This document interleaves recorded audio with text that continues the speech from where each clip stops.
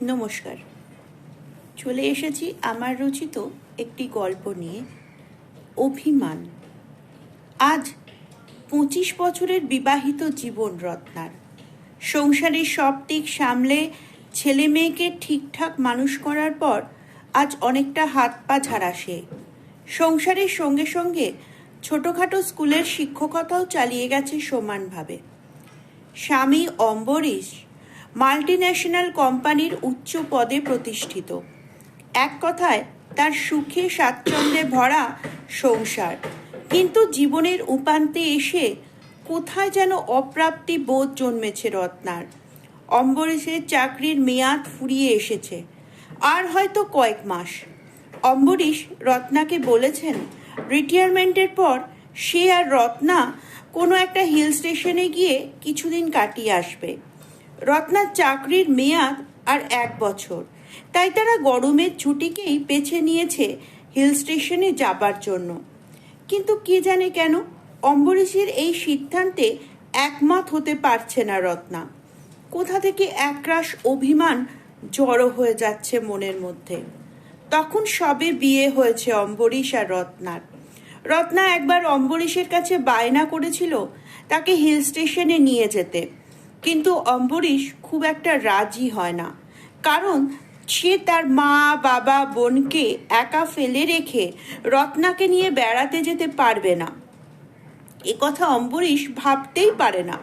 অম্বরীশের এই কথায় রত্না বাড়ির প্রত্যেককে অনুরোধ করে হিল স্টেশনে ঘুরতে যেতে, কিন্তু কেউই রাজি হয় না।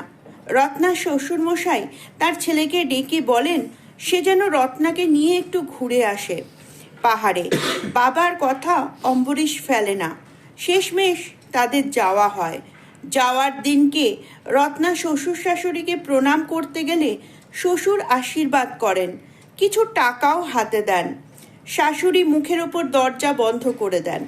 অম্বরীশের একটা ছোট বোন বলে, বৌদি ওখান থেকে ফেরার সময় আমার জন্য একটা শীতের জামা নিয়ে আসবে। সে এও জানায় তাদের এই ঘুরতে যাওয়ায় সে ভীষণ খুশি। কিন্তু হিল স্টেশনে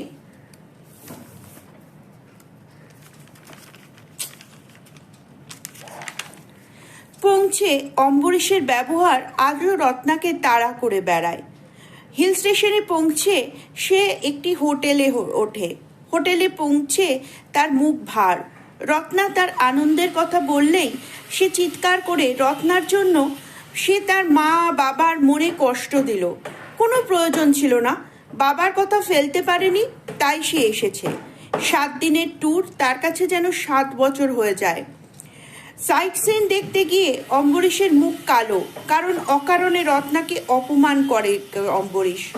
কোনো মতে 7 দিন কাটিয়ে ফিরে আসে তারা। তাদের ফিরে আসার আগের দিন শাশুড়ি চলে যান তার বোনের বাড়ি। রত্না ফেরে ঘুরতে যাবার পর সমস্ত জামা কাপড় কেচে রান্না করে সবার জন্য। এরপর আর কোনোদিন রত্না অম্বরীশের কাছে বলেনি বেড়াতে নিয়ে যেতে। অম্বরীশ তাকে বললেও কোনো না কোনো অজুহাতে সে বারণ করে দিয়েছে।